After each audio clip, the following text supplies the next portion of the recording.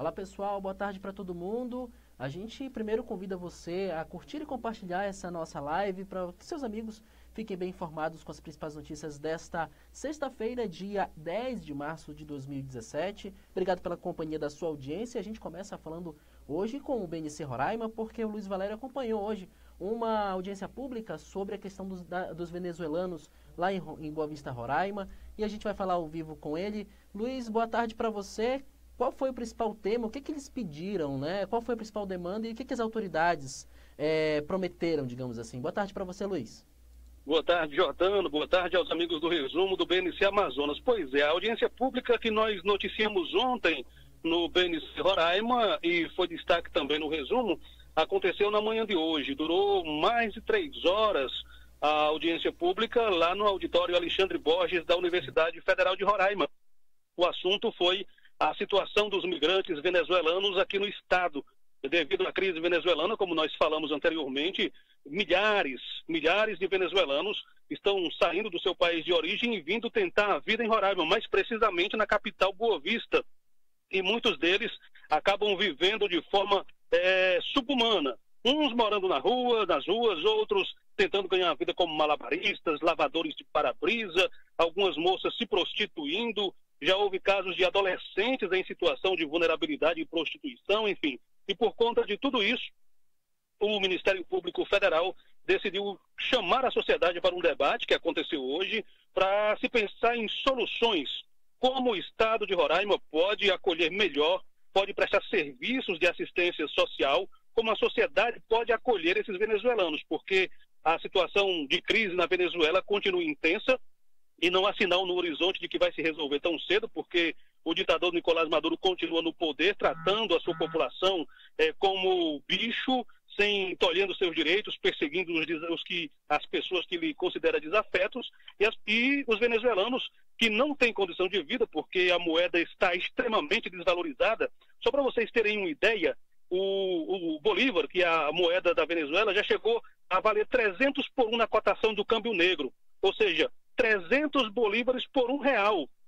Isso é quebradeira de país. Não tem país que resista a uma situação dessa. Por esse motivo, um salário lá na Venezuela é algo em torno de 40 mil bolívares.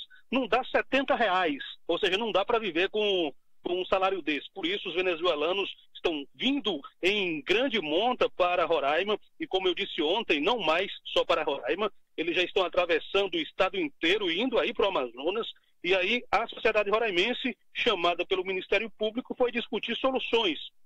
Como o Estado pode acolher essas pessoas. Até porque foi colocado lá pelo professor Gustavo da Frota Simões, que é um sociólogo da Universidade Federal de Roraima, o sentimento de xenofobia que toma conta de alguns segmentos da sociedade roraimense. Algumas pessoas se sentem incomodadas com a presença dos venezuelanos, porque eles estariam tirando o emprego dos roraimenses, tirando as oportunidades das pessoas nascidas em Roraima, e são tratados com desdém, com certa humilhação, com certo olhar atravessado, e é buscando uma convivência pacífica, soluções para esse tipo de problema, como o governo, a prefeitura, os órgãos, as autarquias, enfim, as secretarias, o Estado em si pode resolver o problema dos venezuelanos que buscam uma vida melhor, buscam uma alternativa de vida no estado de Roraima. Esse foi o grande tema da audiência de hoje, meu caro Jordano. Se tiver tempo, eu quero comentar mais um assunto.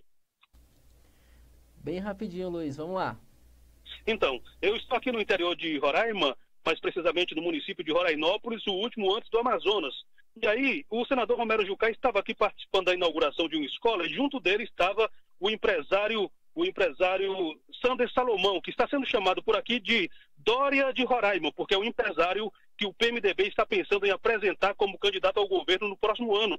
E aí eu fui conversar agora há poucos minutos com o Sander Salomão se ele realmente poderia ser o candidato a governo do estado de Roraima pelo PMDB. E ele disse pela primeira vez em público a um jornalista que sim, ele pode ser sim candidato a governo de Roraima, se a prefeita de Boa Vista, a mais cotada para a candidatura, não aceitar, não puder, não quiser sair candidata a governadora. Sander Salomão, portanto, pode ser sim colocada aí no cenário político por Romero Jucá como o Dória Macuxi. Eu fico por aqui, Deixo o meu bom final de semana a todos e até segunda-feira. Obrigado, Luiz, pelas informações aí, portanto, informação exclusiva do bncroraima.com.br. Obrigado, Luiz. Boa tarde. Boa tarde a todos, até segunda. Então, portanto, aí as informações do BNC Roraima, exclusiva essa informação, você bncroraima.com.br. A gente vai mudar de tela para falar sobre um erro que a ANEEL admitiu hoje, um erro que custou aos brasileiros aí cerca de 1,8 bilhão de reais. É isso mesmo, você falou quase 2 bilhões de reais. Um pequeno erro da Agência Nacional de Energia Elétrica que cometeu, e agora quem pagou o pato, digamos assim, quem pagou esse preço todo os brasileiros pagaram esse valor. Segundo a ANEEL, ela disse que vai fazer essa compensação, digamos assim, com reajustes menores ao consumidor na conta de luz, ou seja, ainda assim as autoridades erram e quem pagou o pato, no caso aí, foi a população brasileira. Vou repetir o valor, hein? 1,8 bilhão de reais. Agora a gente vai para Brasília, já está pronto? Já tem Brasília ao vivo, porque a gente vai conferir os bastidores da política lá em Brasília, inclusive com a bancada do Amazonas. Carlos Eduardo Matos Cadu, boa noite para você já em Brasília. Teve discussão de PPB, Zona Franca de Manaus, e teve parlamentar faltoso, é isso mesmo? Boa noite. Exatamente, Daniel. Boa noite a você. Ainda é boa tarde, provavelmente, aí para você. 5h23, horário Manaus. Daniel, essa semana o Amazonas foi tema de diversos eventos e reuniões. Foi uma semana típica. Começou na segunda-feira com a sessão solene de homenagem à Zona Franca de Manaus, proposta pelo senador Eduardo Braga. Na quarta-feira, houve a reunião da bancada do Amazonas com o ministro do Meio Ambiente, Sarney Filho. Na quinta-feira, a reunião do governador José Mello com o presidente Michel Temer. E, em seguida, a reunião com os ministros Gilberto Kassab e Marcos Pereira. Esses eventos, esses últimos que eu acabei de falar, foram articulados pelo senador Omar Aziz. Interessante ressaltar, Daniel, que existe uma falta de unidade na nossa bancada por causa de divergências políticas. Nos eventos de Braga, comparecem alguns parlamentares. E nos eventos planejados por Omar Aziz, comparecem outros deputados e parlamentares, senadores, enfim. Mas tem parlamentares que sequer aparecem, Daniel. Nesta semana, os deputados Issa Abraão, Sabino Castelo Branco e Arthur Bisneto não apareceram em nenhum desses encontros, o que seria importante para reforçar a unidade da bancada do Amazonas. Nós, como cidadãos e eleitores, esperamos que as divergências políticas fiquem de lado quando o assunto for geração de emprego e renda, por exemplo, defesa das nossas florestas, enfim, e que todos trabalhem pelo nosso Estado e não pelos partidos e suas coligações. Nós falamos agora há pouco para falar sobre esse assunto, mas recorremos também às assessorias de imprensa, né, do deputado Sabino Castelo Branco, de Arthur Bisneto e também de Issa Abraão. Até o momento, as assessorias de Arthur Bisneto e de Issa Abraão foram comunicados, mas até o momento não enviaram resposta, provavelmente por não terem conseguido falar com os seus deputados. Já a assessoria do deputado Sabino Castelo Branco, ironicamente e evasivamente, apenas informou que o deputado Sabino está trabalhando pela segurança pública do Estado do Amazonas e de todo o país. E esse tem sido o foco atual do deputado Sabino Castelo Branco. Aí eu pergunto, Daniel, será?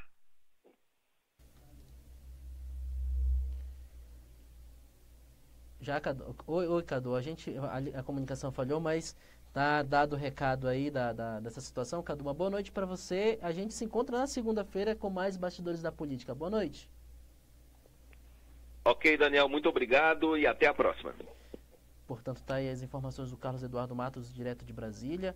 A gente vai falar agora sobre o irmão do Adailpeiro. A gente vai mudar de tela para falar sobre a questão do irmão do Adailpeiro que foi preso em Parintins. Ele era procurado pela Interpol aí, em relação à Operação Vorax. Ele foi, digamos assim, interceptado no porto de Parintins e foi preso. E essa informação está aqui no bncamazonas.com.br com todos os detalhes da prisão, como ocorreu, sobre a Operação Vorax. Você confere tudo no bncamazonas.com.br. Agora vamos mudar de tela para falar de política, mas falando em Parintins, né? O governador José Mello afirmou que o estado vai sim esse ano participar do Festival Folclórico de Parintins. É um festival importante, mundialmente conhecido, E o governador José Mello deu entrevista ao BNC e falou sobre a situação do aeroporto Júlio Belém e também falou sobre a questão da participação do Estado nessa festa tão bonita do interior do Amazonas. A gente vai conferir o que o governador Mello falou ao BNC agora de manhã. Essa semana lá, no encontro com o presidente Michel Temer, o senador Marazes falou sobre o aeroporto de Parintins, preocupação de cooperação para o Festival Folclórico de Parintins, e é um assunto que Parintins espera do senhor, como vai ser a participação do Estado esse ano no Festival Folclórico de Parintins? Bem, realmente o senador Omar, ele tratou com o próprio presidente da preocupação que ele tinha e pediu que o presidente fizesse uma interferência junto à ANAC para que pudesse encontrar um meio de liberar o aeroporto para a questão do festival. Nós estamos ainda em tratativas para ver qual vai ser a participação do nosso Estado no festival esse ano. Nós vamos participar, esse ano o Estado vai participar, mas como vai participar, quanto vai ser a participação de cada um, isto eu não posso dizer agora, porque nós estamos aí tratando, eu estou tratando com várias empresas, estou tratando com várias instituições, para que a gente possa fazer um grande pacote de ajuda ao festival esse ano. Portanto, está aí a fala do governador José Mello sobre aí o governo do estado que vai aí apoiar o Festival de Parintins. Agora a gente muda de assunto para falar que Pedro Elias volta a gente muda a tela, segundo, para justamente falar que o Pedro Elias já reassumiu, no caso, o Hospital Francisco Mendes. Pedro Elias era o secretário de Saúde do Estado, que saiu agora em janeiro desse ano. Pedro Elias teve resistências aí, inclusive da própria base, e não resistiu ao cargo, saiu e reassume aí o Hospital Francisco Mendes, o Hospital Universitário. Ele essa administração do hospital, ela é compartilhada com a Universidade Federal do Amazonas. Então, a assinatura do termo de posse foi feita pela Márcia Perales, que é a reitora da Universidade Federal do Amazonas. Portanto, ele reassume depois de 8 anos. Ele já ocupava esse cargo de diretor do Hospital Francisco Mendes há 8 anos, saiu para ir para a Suzano e depois agora retorna, depois de um pouco mais de 2 meses aí que deixou a Suzano, e já reassumiu o Hospital Francisco Mendes. Os detalhes nas rapidinhas do BNC Amazonas.com.br. Agora a gente vai para as notícias de polícia e cidades. Vamos com imediato, né?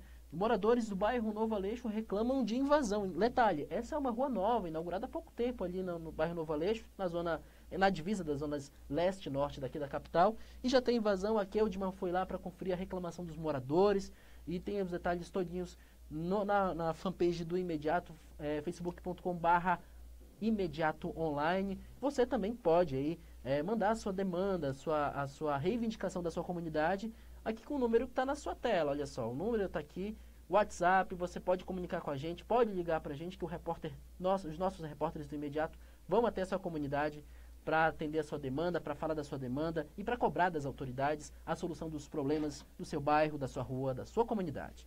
Agora a gente vai, para finalizar de forma bem bacana, em resumo de hoje, a gente vai falar sobre o Hashtag Toadas, né? O Hashtag Toadas, que nesse final de semana recebe o Fred Góes e o Alder Oliveira.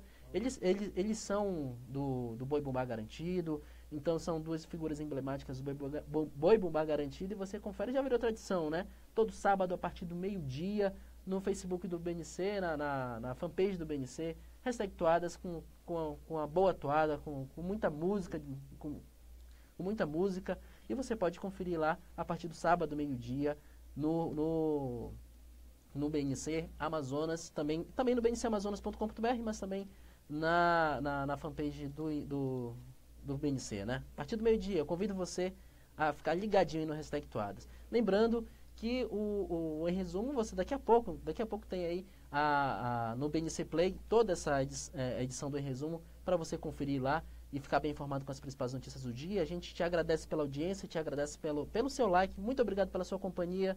Ótimo final de semana para você, bom domingo, a gente volta na segunda.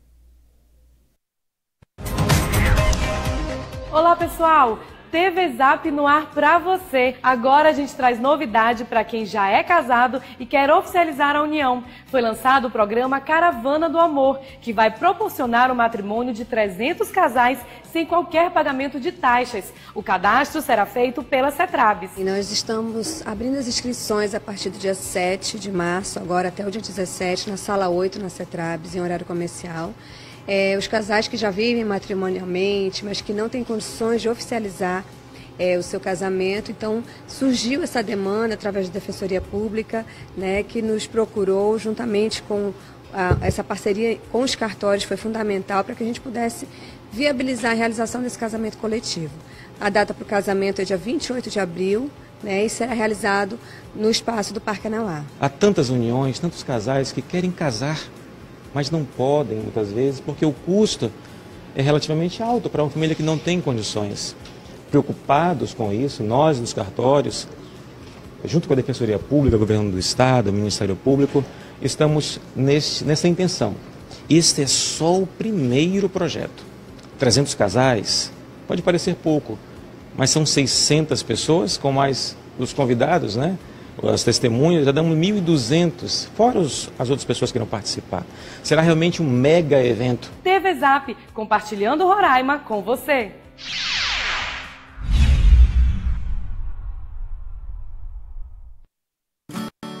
A vida no interior não é fácil. A gente luta e trabalha duro. Mas, com o apoio de sua agência de fomento, o governo do Amazonas já levou 128 milhões em financiamentos do Banco do Povo a 26 mil empreendedores, gerando emprego e renda. Mais tecnologia e produtividade, o trabalho de nossa gente impulsionando a economia. Depois da ajuda do governo, melhorou a minha produção e os negócios estão indo de vento em popa. Governo do Amazonas, governo das pessoas.